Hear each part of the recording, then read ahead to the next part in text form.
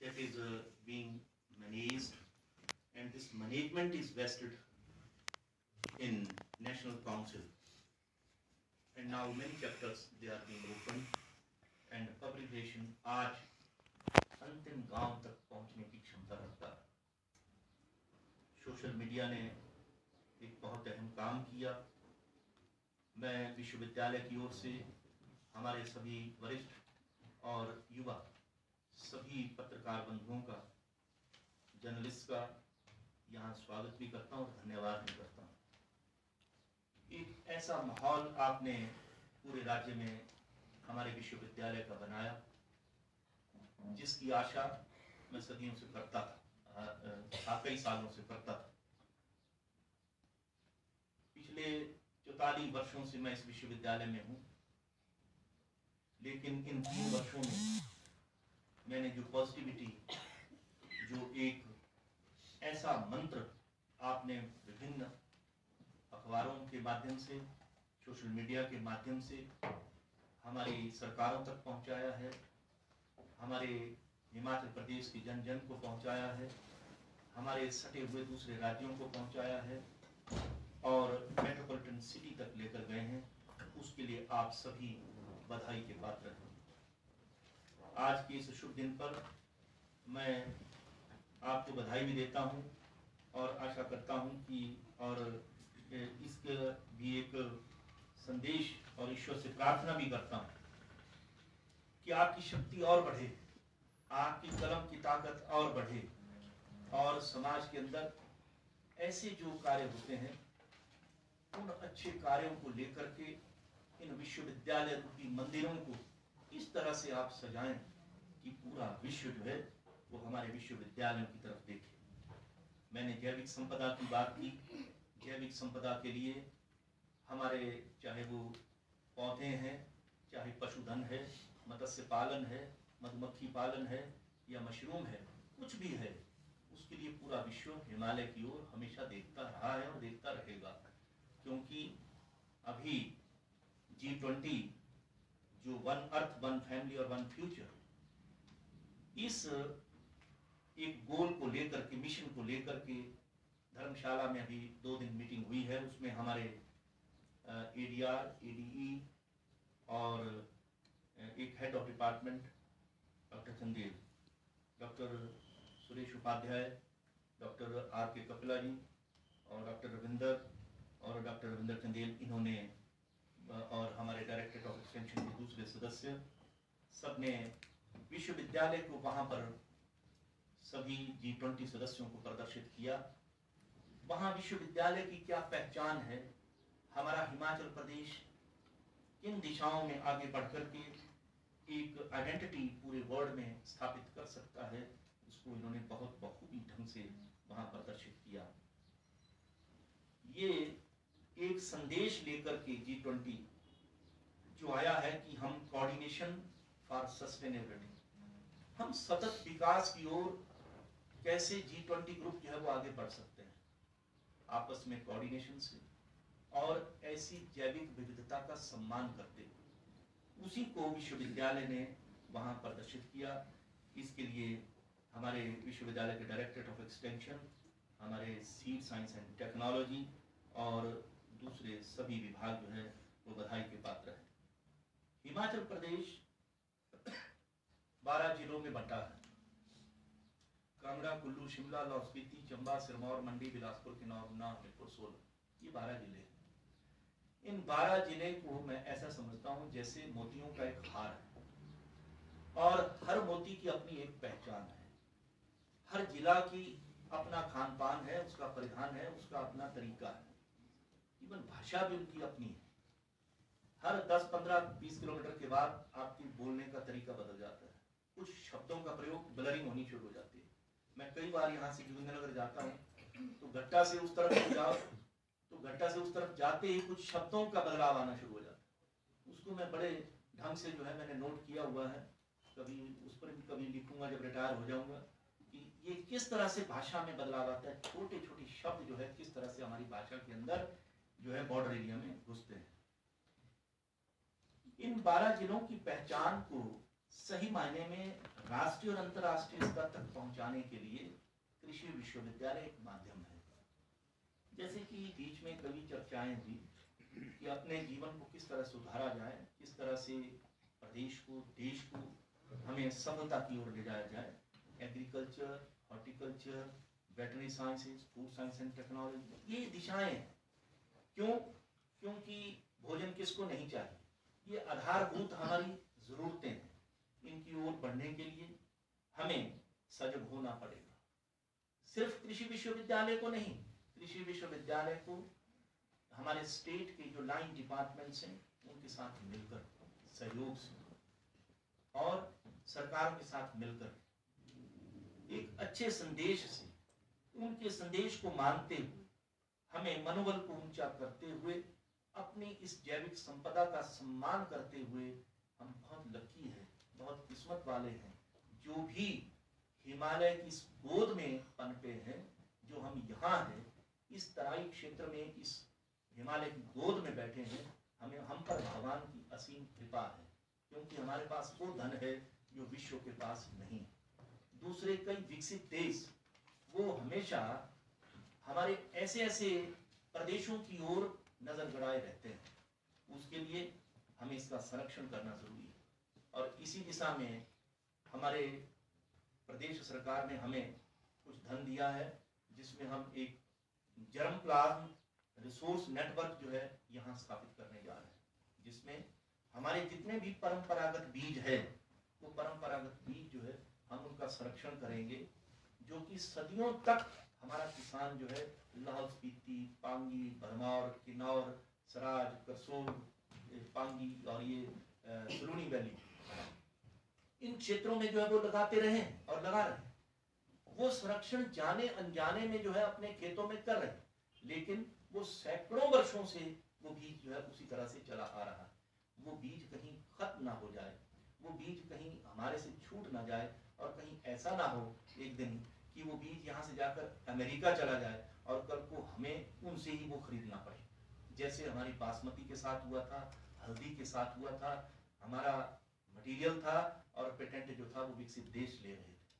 लेकिन हमारे देश ने वो लड़ाई लड़ी और उन चीज़ों को वापस लिया। इसलिए इन चीज़ों का रजिस्ट्रेशन, इन चीज़ों का राष्ट्रीय स्तर पर रजिस्ट्रेशन और पेटेंटिंग वो बहुत ज़रूरी है। हमारा कोई भी प्रोडक्ट है, कोई भी छोटी सी चीज़, हमारा एनजीओ, हमारी महिलाएं घर के अंदर, जैसे इन्होंने प्रेम्बल की बात की, या कोई भी ऐसा चीज़ जो कि एक अद्भुत कल्प हो सकती है, या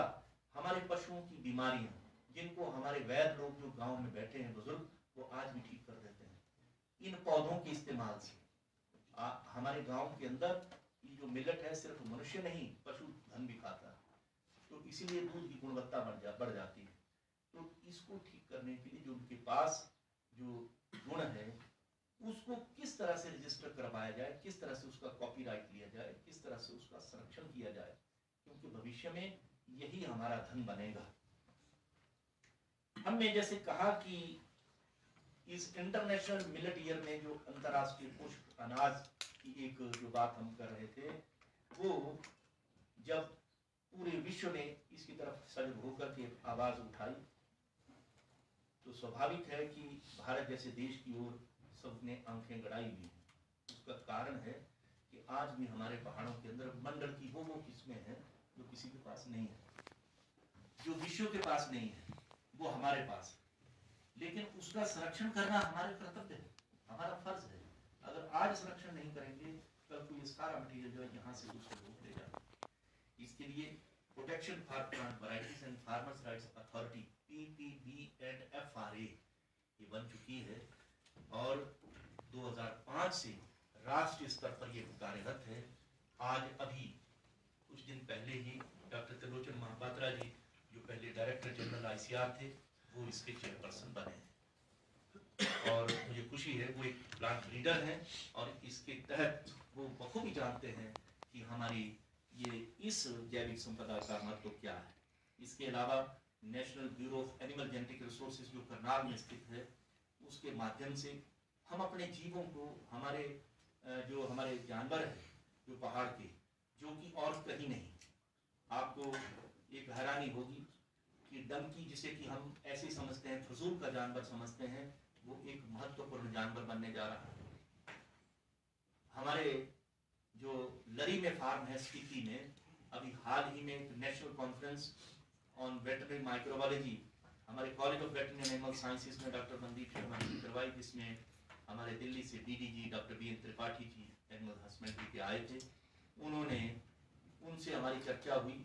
तो हमने कहा कि क्योंकि ये डंकी जो है सिर्फ उन पहाड़ों के अंदर तीसा से लेकर और किन्नौर तक हमारे यहाँ पाया जाता है, उसकी छोटी छोटी टांगें होती हैं और छोटा कद होता है, बच्चा भी जो है उसके ऊपर सामान रख देता है, और वो इतने स्टर्डी और हार्डी होते हैं कि ट्रांसपोर्टेशन का वही एक साधन वहां पर बचा है। ऊंचे पहाड़ों की तरफ जाना हो तो आपका ना ट्रैक्टर जा सकता है, ना गाड़ी जा सकती है, ना कोई और तरीका है, सिर्फ ये डंकीज ही सामान ढोकर के ऊपर तक पहुंचाते हैं। क्यों ना इन डंकीज का संरक्षण किया जाए। तो उसके लिए उनसे चर्चा के बाद एक हम डंकी फार्म जो है वो अपने लरी, जो हमारा रिसर्च सब स्टेशन लरी है, जिसमें 18.5 हेक्टेयर हमारे पास लैंड है, वहाँ डंकी फार्म हम स्थापित करेंगे आईसीआर के माध्यम से।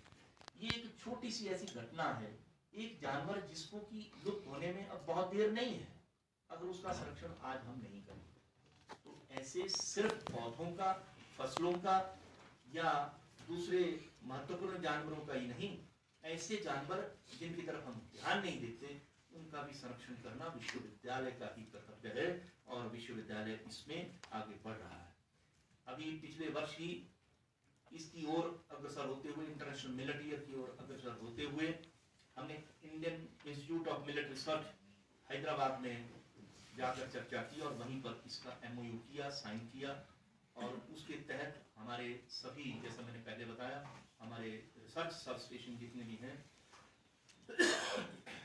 सभी महत्वपूर्ण रिसर्च स्टेशन पर वहां से सीड जो है वो आ रहा है, ट्रायल आ रहे हैं, साथ में वो ट्रायल लगाने के लिए पैसा भी दे रहे हैं और उसका इवैल्यूएशन भी होगा, और जो हमारा जन्म प्लान है उसका प्रदर्शन उन्हीं खेतों में करते हुए हम उसका संरक्षण उनके माध्यम से भी, और जो जन्म प्लान रिसोर्स नेटवर्क हम बना रहे हैं कृषि विश्वविद्यालय में उसके माध्यम से करेंगे, जिसमें पब्लिक जो है कल को उसको देख सकती है। हमारा food science and technology college of community science, जिसको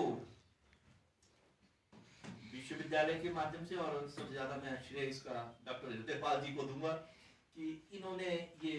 बीड़ा उठाया और हमने मिलकर इसकी संरचना की, और डॉक्टर YS धालीवाल और इनकी एंटायर टीम जो यहाँ बैठी है, सभी हेड्स ऑफ डिपार्टमेंट्स और दूसरे साइंटिस्ट जिन्होंने अभी भाषण भी दिए, वो सभी जो है सजग हैं और वहाँ भांत भांत के प्रोडक्ट जो है वो बना है। इनके पास एक्सपर्टाइज है, नॉलेज है कि किस तरह से कौन सा प्रोडक्ट जो है मिक्स करने से क्या हो सकता है, कौन सी बीमारी को काटा जा सकता है। तो कई चैलेंजेस इनके सामने आने वाले समय में आ रहे हैं, जिसमें कि हमारे पास एक बेकरी है जो कि राजेश जी वो बेकरी यहाँ पर चला रहे हैं, वो इंतजार में है कि कोई ब्रेड आप ऐसी बनाइए जिस ब्रेड को सभी समाज के वर्ग जो है वो खा सकें, हमारे युवा पीढ़ी भी उसकी तरफ अट्रैक्ट हो, और पालमपुर से लोग जो है विश्वविद्यालय में यहाँ ब्रेड लेने आए, तब समझेंगे कि यहाँ से एक अच्छी ब्रेड जो है वो मार्केट में गई है। तो उसके लिए डॉक्टर धालीवाल जो है वो प्लान कर रहे हैं कि कैसे कैसे रागी का, बार्ले का, ओट का, एक ट्रिटिकेल एक फसल है जो कि वीट और राई का क्रॉस है, उसका कितनी मात्रा में उसको डाला जाए ताकि एक अच्छी ऐसी ब्रेड बने जो स्वादिष्ट भी हो, अच्छी भी हो और गुणकारी भी हो। तो वो हम बहुत जल्द जो है मार्केट में लाएंगे। इसके अलावा जैसे मैंने बताया कि 6 हमारे जो है वो माइनर मिलेट हिमाचल प्रदेश में होते हैं। ज्वार बाजरा हिमाचल प्रदेश में नहीं होता, सिर्फ चरी होती है जो कि एक फॉडर के रूप में काम करती है, और उसमें ज्वार उसमें निहित रहता है। लेकिन जो हमारे खाने के लिए 6 माइनर मिलेट्स जो है वो हिमाचल में उगाए जाते हैं। ये पहाड़ों में सदियों से लोग जो है इसको मेंटेन कर रहे हैं। इसके 6 के 6 ब्रोशर हमने बना करके जो आपने अभी देख लिए, वो माननीय कुलाधिपति जी से अभी 5 तारीख को हमने शिमला में रिलीज करवाए। इसके अलावा एक कैलेंडर जिसमें माननीय मुख्यमंत्री जी का और माननीय कृषि मंत्री जी का फोटोग्राफ देख रहे हैं, वो माननीय मुख्यमंत्री जी ने अपने ऑफिस में इसको रिलीज किया। कई हमने मीटिंग्स जो है वो निर्धारित की हैं, जिसका एक कैलेंडर जो है हमने बनाया है। बीच में ये कहा गया कि आप किसी तरह से जो है इसको एडवर्टाइजमेंट करें, तो ये हमारा आज उस दौर का, उस दिशा में बढ़ने का ये आज पहला दिन है। कि नेशनल पब्लिक रिलेशन डे से बढ़िया दिन क्या हो सकता था कि हम आपके माध्यम से समाज के हर वर्ग तक और लास्ट विलेज तक पहुंचे। और जो एफएम मीडिया का, उसकी मैं सराहना करता हूं कि इन्होंने इनर व्हील से मैडम ये सीमा शर्मा जी, सीमा शर्मा है, इन्होंने जो बहुत अच्छा एक सुझाव रखा, तो हम इसके माध्यम से ये करेंगे। और एक अभी डिस्ट्रिक्ट मंडी में कम्युनिटी रेडियो स्टेशन हमारा स्थापित होने जा रहा है, जो कि स्टेट का पहला कम्युनिटी रेडियो स्टेशन हमारे कृषि विश्वविद्यालय के अंतर्गत एक कृषि विज्ञान केंद्र सुंदरनगर में कार्य करेगा। वो बहुत जल्द सामने आने वाला है। तो उसके माध्यम से भी हर रोज जो है एफएम मीडिया से, एफएम से हम जो है इसको सोशल मीडिया से, एफएम के माध्यम से, रेडियो स्टेशन दूसरे शॉर्ट वेव या दूसरा इसके तरीके से हमीरपुर से, धर्मशाला से, शिमला से या सुंदरनगर में जब ये स्थापित हो जाएगा उसके माध्यम से हर रोज ये खबर जानी चाहिए। मैं समझता हूँ तभी गांव-गांव तक ये जो हमारा संदेश जो है वो पहुंचेगा। इसी दिशा में विश्वविद्यालय ने 3 वर्ष पहले ही, जैसे मैं कुलपति बना तो हमने हर जिला से 5-5, 6-6 लोगों को चुनना शुरू किया, जिन्होंने समाज के अंदर ऐसे कार्य किए या ऐसे अनाजों की संरक्षण किया, उनको संजो कर रखा और समाज को सजग किया, जिसमें आज तक हमारे पास 56 यानी कि 56 ऐसे कृषि दूत है, जिनको हम यूनिवर्सिटी एग्रीकल्चर यूनिवर्सिटी एम्बेसडर्स भी कहते हैं। वो उनके फोटोग्राफ्स और उनका कार्य जो है हमने यहाँ पर किसान गैलरी एक उनको समर्पित की है, जिसको एक किसान महिला ने ही जो है, एक कृषि दूत ने ही उसका, महिला कृषि दूत ने जो है उसका उद्घाटन हमने उनसे करवाया था। तो वो ये सभी लोग इसके लिए भी सजग है कि हमारे मिलेट को किस तरह से वो जो है घर घर में इसकी अलग जगाई जाए। इसमें अभी हाल ही में आपने सुना होगा कि 9 अनाज के नाम से एक किसान जो कि करसोग नाज एरिया से संबंधित है, जो हमारे साथ पिछले 12 वर्ष से कृषि विज्ञान केंद्र सुंदरनगर से जुड़ा हुआ है, उन्हें नेकराम शर्मा जी को पद्मश्री अवार्ड से भारत सरकार ने अभी नवाजा है। तो उसने कुछ नहीं, बस यही जो हमारा जो अनाज है इन्हीं का संरक्षण किया हुआ है और इसी को बढ़ा करके लोगों को बांटता है, ताकि इसका संरक्षण भी होता रहे और विस्तार भी होता रहे। मार्केटिंग की मैंने पॉइंट लिखा है, जो पहला क्वेश्चन था वो बहुत महत्वपूर्ण है। मार्केटिंग की दिशा में हमें सबको सजग होना होगा। इसमें हमारे को सरकार की भी सहायता चाहिए, हमारे जो मार्केटिंग बोर्ड है उसकी सहायता भी चाहिए, और जैसे भारत सरकार और हिमाचल सरकार जो है एफपीओ फार्मर प्रोड्यूसर ऑर्गेनाइजेशन की तरफ सजग है, उसमें मैं समझता हूँ कि फार्मर प्रोड्यूसर ऑर्गेनाइजेशन में मिलेट को भी उसमें शामिल किया जाए, मोटे अनाज को, ताकि इसके एफपीओ अगर बने तो किसान जो है एफपीओ के माध्यम से इसको जो है जन जन तक पहुंचा सकते हैं, और उसकी भी एडवर्टाइजमेंट हो कि हमें ये मिलेट जो है कहाँ प्राप्त होंगे। इसकी ऐसे ऐसे मशीनीकरण हुआ है, एग्रीकल्चर इंजीनियरिंग का इसमें बहुत योगदान है। कैसे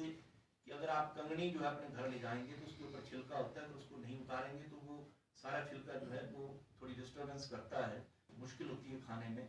तो उसको कैसे उतारा जा सकता है। ऐसी मशीनें जो है वो सिफट एक इंस्टीट्यूट है आईसीआर का लुधियाना में, उन्होंने पीछे एक एक्सपो जो है लुधियाना में हुआ था, मैं उसमें गया था चीफ गेस्ट, तो वहां पर मैंने देखा कि उन्होंने वो मशीनें बनाई हुई हैं, वो उसमें से छिलका भी उतार देता है। बक भीट जिसको कि भरेस हम कहते हैं, कुट्टू का आटा कैसे बनता है, उसके ऊपर से वो छिलका उतार देते हैं और उसको भून करके भी आप खा सकते हैं जैसे चने खाते हैं, और वो बहुत स्वादिष्ट होता है। यानी कि एग्रीकल्चर इंजीनियरिंग इसमें एक अहम रोल अदा करने वाली है। ऐसी ऐसी मशीनें जो इन फसलों की छिलका उतारा जा सकता है और उसको सही मायने में यूज करने के लिए घर घर तक पहुंचाया जा सकता है, उन मशीनों की भी हमें जरूरत है। और सिफट के साथ हम बहुत जल्द एक समझौता करने जा रहे हैं, MOU साइन करने जा रहे हैं, और आने वाले समय में वो मशीनें भी वो हमारे जो है एफपीओज या स्टार्टअप प्रोग्राम या पंचायतों या ब्लॉक स्तर पर जो है मुहैया हो सकती है। इसी दिशा में हम आने वाले समय में कई ऐसे प्रोग्राम करेंगे और हो सकता है हम कुछ ऐसे नुक्कड़ मीटिंग भी करें, कोई ऐसे हमारे विद्यार्थी उसमें शामिल होकर शहर में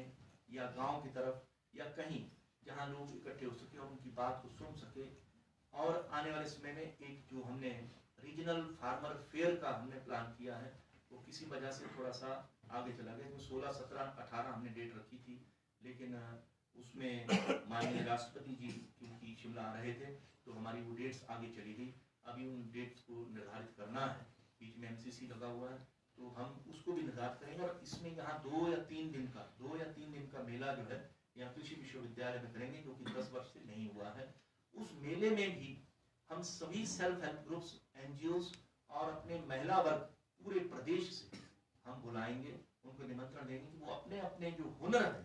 जो प्रोडक्ट बनाए हुए हैं, उस हुनर को वहां पर वो प्रदर्शित करें। सिर्फ मिलेट के नहीं, और दूसरे भी जो प्रोडक्ट है वो भी वहां पर प्रदर्शित करें। आप सभी लोग यहाँ पधारे, यहाँ आए और अपना कीमती समय जो है